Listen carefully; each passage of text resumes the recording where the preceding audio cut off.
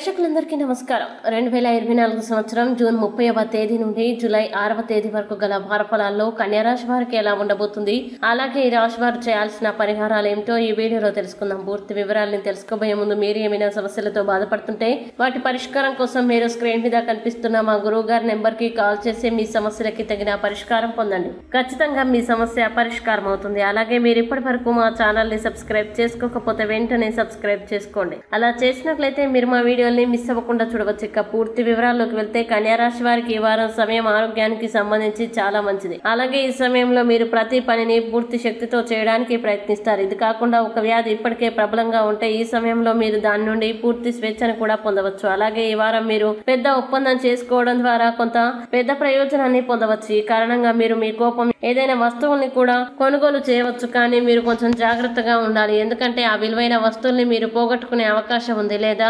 దొంగిలించబడే అవకాశం ఉంది. ఇది మీకు గొప్ప ఆర్థిక నష్టాన్ని కలిగిస్తుంది. అలాగే ఈ వారం మీరు మీ నిర్ణయాల్ని ఇంటి ప్రజలపై విధించడానికి ప్రయత్నిస్తే మీరు అలా చేయడం ద్వారా మాత్రమే మీ ప్రయోజనాలకి హాని చేస్తారు. అందువల్ల ప్రతి పరిస్థితిలో ఓపికగా పనిచేసేటప్పుడు ఒక పరిష్కారాన్ని కనుగొనడానికి ప్రయత్నించండి. అయితే మీరు ఖాళీ సమయం దొరికినప్పుడల్లా నిర్ణయాత్మకంగా ఏదైనా పనిని చేయడం చెప్పదగ్గ సూచన.